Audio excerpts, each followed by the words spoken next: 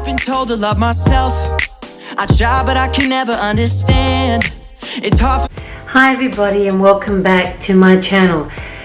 Thank you again for joining me today, because what I'm going to talk about is how to calculate your macronutrients on a keto diet. Yes, we all know the foods that we should and we shouldn't eat, but some of you are still unsure about what percentage of your fats, your carbs and your protein you should be consuming. So if you're interested to find out more about how to calculate your macronutrients on a ketogenic diet, please continue to watch. You need to be methodical about how to plan to calculate your nutrient intake for your diet to be successful. So really it's very simple, and of course you're going to need to have scales, kitchen scales, in order to measure your daily intake every single day that you eat. It's important to know also what your goals are. Are your goals to lose weight? Are your goals to switch from having high carb foods to a source of fat for energy, for mental clarity, for metabolic health, to prevent the oncoming set of metabolic diseases? So you need to sit down and ascertain, why is it that you want to go on a keto diet? It's important to know the proportions of food you will consume. Also, knowing why you're doing it will make it easier to maintain this diet in the long term. And also to make sure that the motivation is going to be with you as a lifestyle change. Basically, to stay in ketosis, you need to be on a very low carb diet. You need to get most of your fuel from fat, and protein and the carbohydrates will depend on your current weight, height, your activity levels. Once you know this information, you can then use an online keto calculator, and I will put that link in the description box below, just to work out your body fat percentage, your metabolic rate and your macros. So the macros, or the macronutrients, this is again divided into fats, proteins and carbs, compared to micronutrients, which refers to your vitamins, minerals that you only need in very small amounts. The next step is to work out exactly how many grams of carbs, fat and protein you need to eat per day to reach your caloric goal. Most calculators ask how many carbs you want to consume, usually between 20 and 30 grams. I suggest initially you keep it under 50 per day, and this ensures that you will definitely be in ketosis, and it gives you a little leeway if you forget to count something like carbs in your carrots. I mean, as time progresses, you should be eliminating those particular vegetables that are high in starch and high in carbohydrates. The calculator will work out how much protein you need based on how much you exercise. When we exercise, we are trying to build up muscle, breaking down the tissue. And this means if you are currently sedentary and you're not doing that much exercise, well, obviously then you will need less protein. But as your health improves, you may want to add more movement into your day, so you need to increase your protein intake. If you're lightly active, then your protein requirement is probably between 0.8 grams per pound of body weight, or ideally about 1 gram of protein per body weight. The final macro that you need to calculate is fat.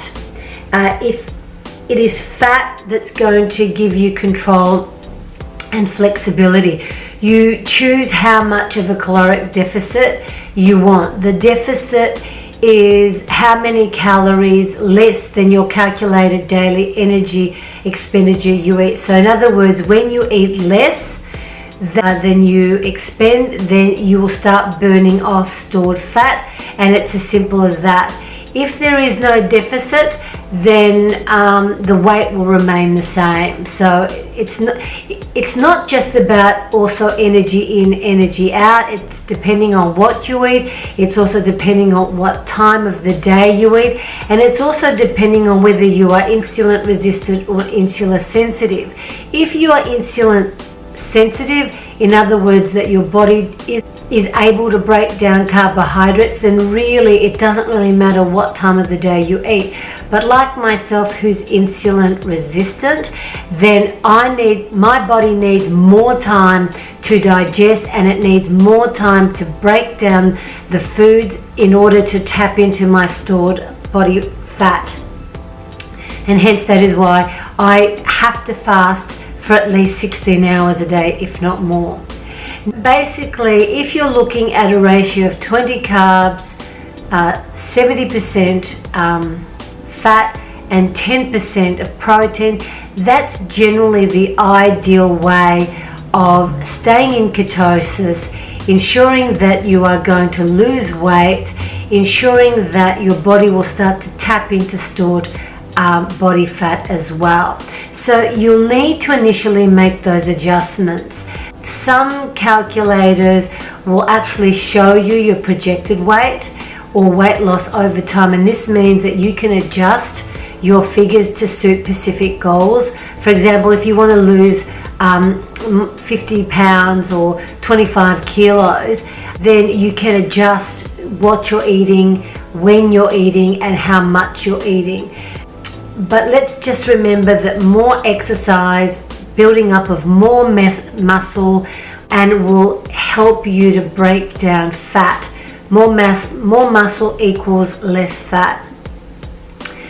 It's a really technical way of planning your meals, but unless you get into the habit of weighing your meals, of watching what you're eating, experimenting at the time of day that you're eating, and calculating the ratio between your carbs, your fat and your protein, then it's going to be very difficult for you to maintain this diet, and it's going to be very difficult for you to sustain it as well.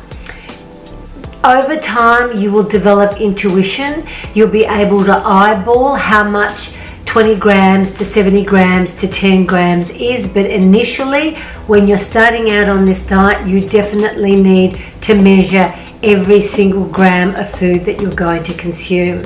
One of the most common keto mistakes is not calculating your macros effectively, which can result in dipping in and out of ketosis or feeling unsatisfied, because if your fat isn't high enough to your protein, to your carbs, then of course you're going to feel that lack of fulfillment. You're going to feel hungry, and then there is that potential that you'll start binging on something that you shouldn't. And you need to avoid this, because you need to be able to stick to it, even though there will be, consequences of having the keto flu, of feeling really bad, having headaches, feeling dehydrated, and that's all part of the process of eliminating the carbs for fuel, adapting into ketosis, and letting your body burn fat instead. So the takeaways is know your goals, as they will determine how much of what you consume.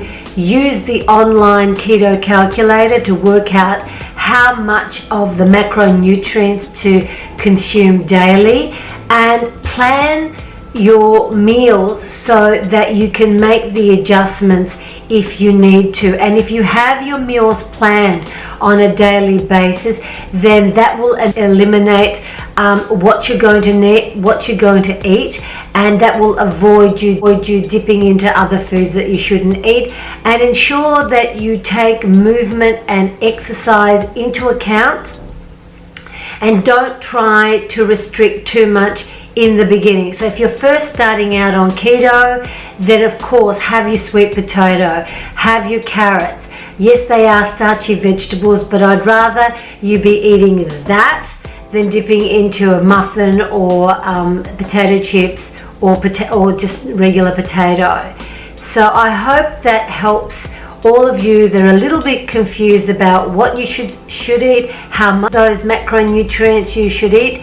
Like I said, you need to measure, you need to be focused, and you need to ensure that you're having enough of those macronutrients to keep you satiated, satisfied, so that you won't crave and binge eating. So on that note, I hope you enjoyed this video.